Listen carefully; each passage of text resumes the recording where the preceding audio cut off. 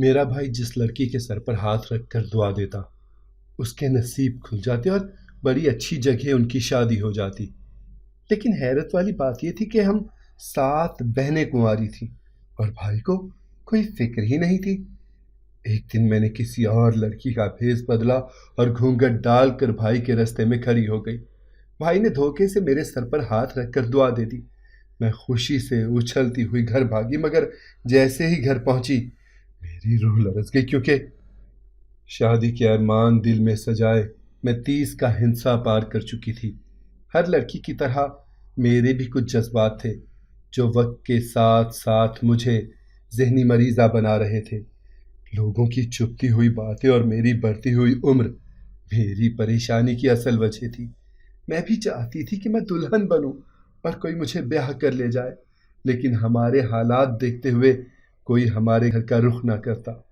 ایسے میں ایک دن میں نے جذبات کے ہاتھوں مجبور ہو کر اپنے ہی بھائی سے شادی کے لیے دم کروایا، اور پھر جو ہوا مجھے اس پر یقین ہی نہیں آ سکا۔ اور پھر جب مجھ پر سارے راز کھلے تو میری زبان ہی گنگ ہو گئی۔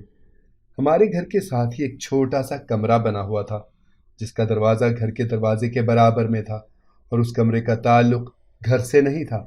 یہ کمرہ ہمارے والد نے بیٹھک کے طور پر بنایا تھا، جہاں وہ رات دیر تک اپنے دوستوں کے ساتھ بیٹھا کرتے تھے۔ والد کے گزر جانے کے بعد یہ کمرہ میرے بھائی کے استعمال میں رہنے لگا۔ وہ اب اپنے دوستوں کے ساتھ بیٹھ جایا کرتے تھے کیونکہ گھر میں ہم جوان بہنیں تھیں، اور اماں اس بات کی اجازت نہیں دیتی تھیں کہ گھر میں کوئی اور غیر لڑکے آئیں۔ پچھلے کچھ عرصے سے ہمارے بھائی کے ساتھ کچھ ایسا ہوا کہ ہم سب بھی حیران تھے۔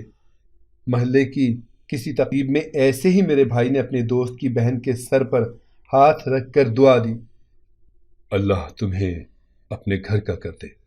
اور اللہ کا کرنا ایسا ہوا کہ اسی تقریب میں اس لڑکی کا رشتہ بھی ہو گیا اور اگلے ہی ہفتے اس کی شادی بھی ہو گئی۔ یہ دیکھ کر کچھ لوگوں نے بھائی سے کہا، ہماری بیٹیوں کے سر پر بھی ہاتھ رکھ کر دعا دے دیں۔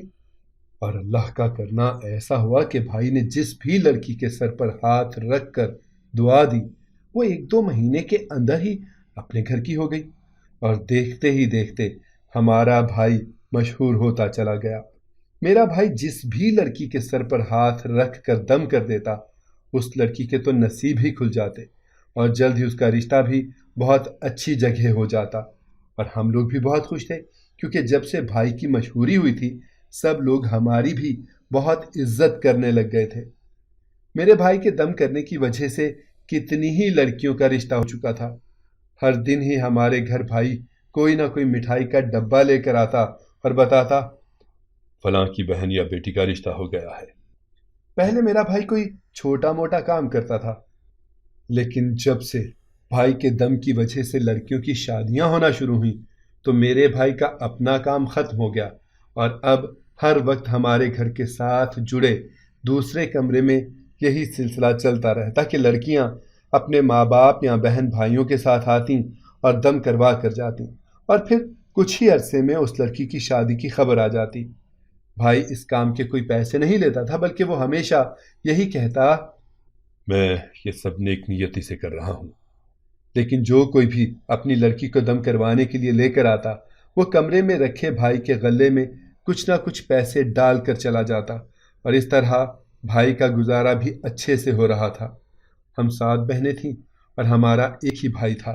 ہمارے والد کا انتقال ہو چکا تھا اور ہماری والدہ اس بات کو لے کر بہت پریشان رہتی تھی کیونکہ ہم 7 بہنوں میں سے کسی ایک کی شادی بھی نہیں ہوئی تھی، جبکہ ہم 7 بہنوں کی عمریں اچھی ہو رہی تھیں۔ میں بہنوں میں دوسرے نمبر پر تھی اور مجھے اپنے بھائی سے محبت تھی۔ مجھے شادی کرنے کا بھی بہت شوق تھا، تو میں اکثر ہی لاڈ میں اپنے پیارے بھائی سے کہتی، بھائی میرے سر پر بھی ہاتھ رکھ کر دم کر دو نا، میں بھی چاہتی ہوں کہ میری بھی شادی ہو جائے۔ تو میرا بھائی کہتا، نہیں میری بہن، تم میرے گھر میں ہی اچھی ہو، ابھی اتنی جلدی نہ کرو شادی کی۔ اور میں یہ بات سن کر حیران ہوتی تھی کہ میری عمر کوئی 30 سال کے قریب ہو رہی تھی اور میرے بھائی کو ابھی بھی یہی لگ رہا تھا کہ میں جلدی کر رہی ہوں۔ میرا بھی بہت دل چاہتا ہے کہ میری بھی شادی ہو، میرا بھی اپنا گھر ہو، میں بھی لال جوڑا پہن کر دلہن بنوں۔ اور اسی کے تحت ایک دن میں نے ایک منصوبہ بنایا اور کچھ ایسا کیا کہ جس کے بارے میں شاید بھائی نے سوچا بھی نہ ہوگا۔ میں اپنا بھیس تھوڑا سا بدل کر اور اپنے چہرے پر گھونگھٹ ڈال کر بھائی کے راستے میں جا کر کھڑی ہو گئی، اور میں نے بھائی کو بالکل بھی شک نہ ہونے دیا کہ یہ میں ہی ہوں، اور بھائی نے میرے سر پر ہاتھ رکھ کر دم کر دیا۔ میں بہت زیادہ خوش تھی کہ چلو اب میری بھی شادی ہو جائے گی اور سب لڑکیوں کی طرح میری بھی قسمت بدل جائے گی۔ میرے دل میں شادی کو لے کر بہت ارمان تھے، کیونکہ جتنی بھی میری سہیلیاں تھیں نا، وہ سب کی سب شادی شدہ ہو چکی تھیں، اور اب تو ان کے بچے بھی تھے، اور میں 30 سال کی عمر میں بھی یہی سن رہی تھی کہ ابھی میں چھوٹی ہوں اور میری شادی کی عمر نہیں ہے۔ میں بہت خوش تھی۔ بھائی سے دم کروا کر جب گھر واپس آئی تو یہ دیکھ کر میرے قدموں تلے سے زمین نکل گئی کہ میرے گھر میں رشتے والے آئے ہوئے تھے۔ میں سوچ بھی نہیں سکتی تھی کہ بھائی کے دم میں اتنا اثر ہوگا کہ فوراً ہی رشتے والے میرے گھر ہی آ جائیں گے۔ یہ تو بالکل ہی کچھ انوکھی سی بات ہو گئی تھی، اور میں بہت زیادہ حیران تھی۔ پھر مجھے پتا چلا کہ یہ رشتے والے میری بڑی بہن کا رشتہ لے کر آئے ہیں، لیکن یہ جان کر بھی میں بہت خوش ہوئی کہ چلو میری بڑی بہن بھی اپنے گھر کی ہو جائے گی۔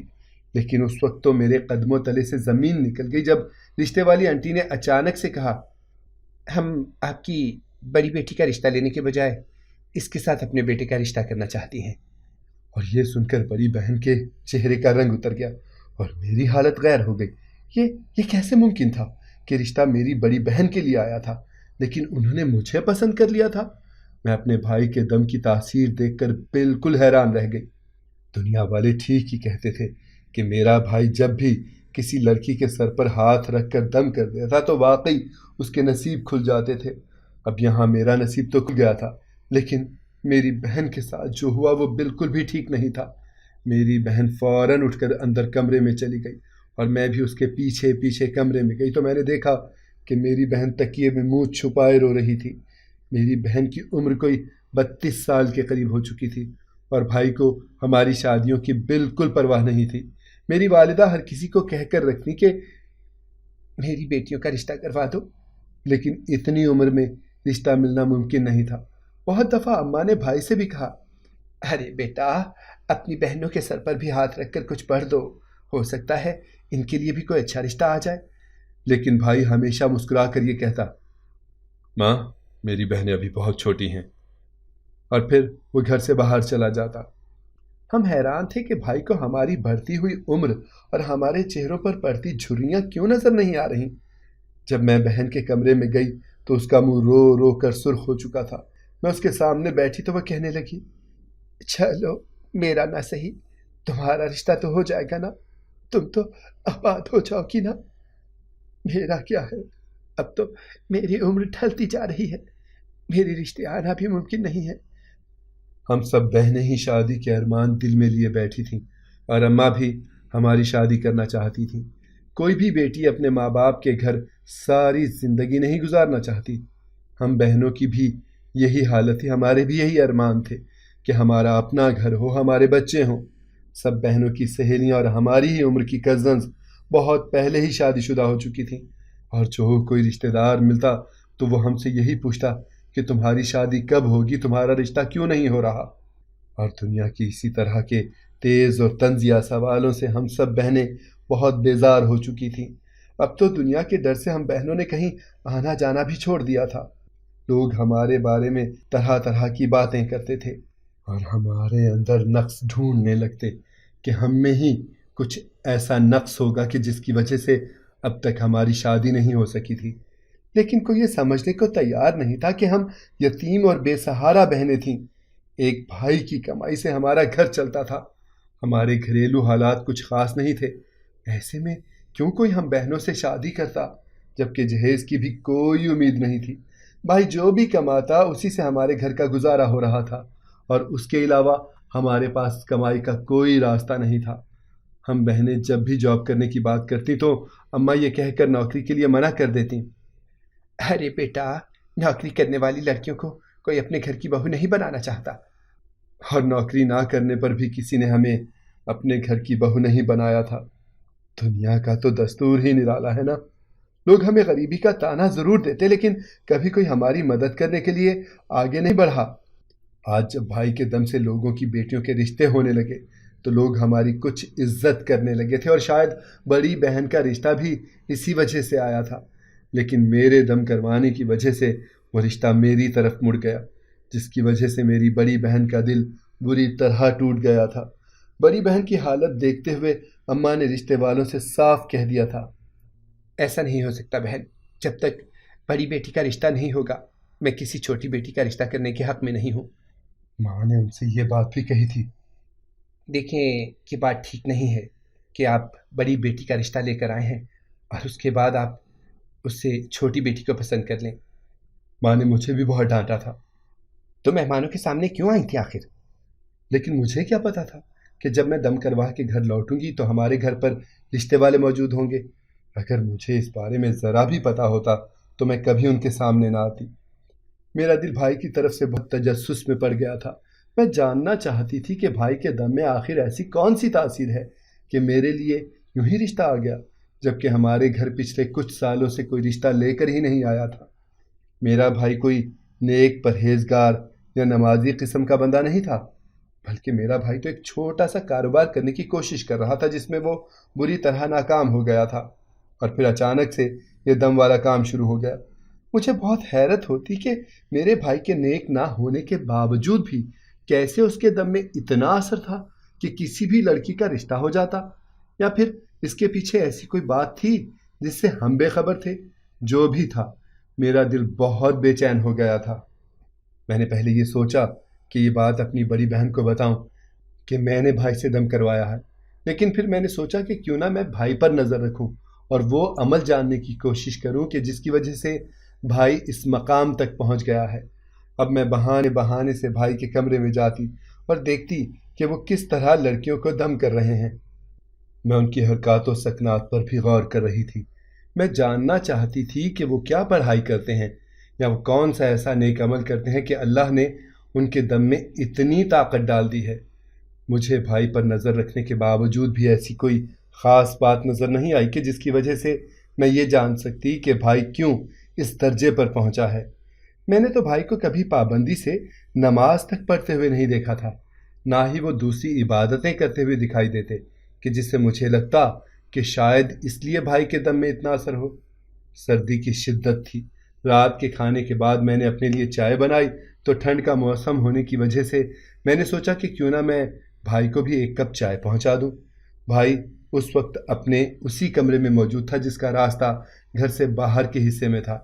मैंने खुद से ही भाई के लिए भी चाय का एक कप बनाया और ट्रे में रखकर भाई के कमरे की तरफ बढ़ी। अभी मैं दरवाजे के बाहर ही खड़ी थी कि भाई की बातें सुनकर मेरे होश उड़ गए। भाई किसी से बातें कर रहा था, और जो वो कह रहा था मैंने ऐसा तो कभी ख्वाब में भी नहीं सोचा था। भाई के साथ शायद अंदर कमरे में कोई और भी मौजूद था, और भाई उसे कह रहा था कि वो मिठाई का डब्बा लेकर दम करने के वक्त आस्ताने में आए और सबके सामने मिठाई का डब्बा पेश करके अदब से कहे कि उसकी बेटी का रिश्ता मेरे दम की वजह से तय हो गया है, और इसके बदले में भाई ने उस शख्स को कुछ इनाम की पेशकश भी की थी। ये सुनकर तो मेरे कदमों तले से ज़मीन निकल गई कि हमारे घर जो मिठाइयाँ आती थीं वो किसी की शादी की नहीं बल्कि भाई की अपनी खरीदी हुई होती थी। मेरे अंदर इतनी हिम्मत नहीं थी कि मैं कुछ और देर वहाँ खड़े होकर भाई की सारी बातें सुन सकती। मैंने सोचा कि मैं पलटकर वापस चली जाती हूँ, लेकिन इतनी देर में भाई ने दरवाज़ा खोलकर बाहर झांक लिया था। शायद उन्हें अंदाज़ा हो गया था कि दरवाजे के बाहर की तरफ कोई खड़ा है। भाई को देखकर मेरे औसान खता हो गए थे। भाई ने हमें कभी इतनी इजाज़त नहीं दी थी कि हम घर से निकलकर इस बराबर वाले कमरे के दरवाजे पर आकर खड़े होते, लेकिन आज भाई की मोहब्बत में मैं चाय बनाकर चली आई थी। भाई ने मेरा हाथ पकड़कर मुझे कमरे के अंदर किया और फौरन दरवाज़ा बंद कर लिया, और इसके बाद वो गुस्से में मुझसे पूछने लगे, तुम कान लगाकर मेरी बातें क्यों सुन रही थी? मैंने भाई को बताया, भाई मैं कान लगाकर आपकी बातें सुनने के लिए नहीं आई थी, बल्कि मैं तो आपके लिए चाय बनाकर लाई थी। लेकिन मेरे चेहरे के तासुरात ने भाई पर यह बात वाज़ेह कर दी थी कि मैंने उनकी बातें सुन ली हैं और मैं कुछ ना कुछ तो जान ही गई हूँ। भाई ने मुझे कहा, تم نے جو کچھ بھی سنا ہے وہ سب کچھ بھول جاؤ اور واپس چلی جاؤ۔ لیکن میں نے بھائی سے کہا، بھائی میں سچ جانے بغیر واپس نہیں جاؤں گی۔ میں جاننا چاہتی ہوں کہ آپ کے دم اور شادیوں اور مٹھائیوں کے پیچھے چکر کیا ہے۔ اتنا تو میں جان گئی ہوں کہ یہ کوئی کرامت نہیں ہے، اور نہ ہی یہ کہ یہ آپ کے کسی عمل کا نتیجہ ہے، بلکہ یہ سب ایک سوچا سمجھا منصوبہ یا سازش ہے۔ بھائی نے پہلے تو مجھے بہت ڈانٹ کر کہا، تمہارا اس بات سے کوئی لینا دینا نہیں ہے۔ لیکن جب میں نہ مانی تو بھائی کو مجبوراً سب کچھ مجھے بتانا پڑا، اور سچ جاننے کے بعد تو میں سکتے میں ہی آ گئی۔ میں یہی سمجھتی رہی کہ میرا بھائی بہت نیک ہے جو لوگوں کی مدد کر رہا ہے، لیکن میں نہیں جانتی تھی کہ وہ لوگوں کو اپنے مقصد کے لیے استعمال کر رہا ہے۔ بھائی نے مجھے بتایا کہ میرا کاروبار بری طرح سے ڈوب گیا تھا۔ میں دن بدن قرضوں میں ڈوبتا چلا جا رہا تھا۔ کوئی حل نظر نہیں آ رہا تھا مجھے۔ سب کچھ جیسے داؤ پر لگ گیا تھا۔ میں بہت زیادہ پریشان تھا میری بہن۔ ایک دن سڑک پر ایک ہاتھ دیکھنے والا نجومی مجھے ملا۔ اس نے میرا ہاتھ دیکھ کر بتایا کہ میرا کاروبار بہت ترقی کرے گا، لیکن اگلے کچھ ہی دنوں میں میرا کاروبار بری طرح سے ڈوب گیا۔ وہ نجومی ہاتھ دیکھنے کے لیے صرف 100 روپے لیتا تھا۔ بے تحاشا لوگ اسے اپنا ہاتھ دکھا رہے تھے، اور وہ اپنی مرضی سے سب کی قسمت کا حال بتا رہا تھا، اور 100 روپے کے ذریعے بے انتہا کمائی کر رہا تھا۔ میرے دل میں خیال آیا کہ کیوں نہ کسی طرح میں بھی کوئی ایسا ہی کاروبار کروں۔ پھر مجھے ایک دن میرے دوست نے بتایا کہ وہ میرے دوسرے دوست کی بہن کے لیے رشتہ بھیجنے والا ہے۔ میں جانتا تھا کہ میرا دوست اس قابل ہے کہ کوئی بھی اسے فوراً اپنی بیٹی کا ہاتھ دے دے۔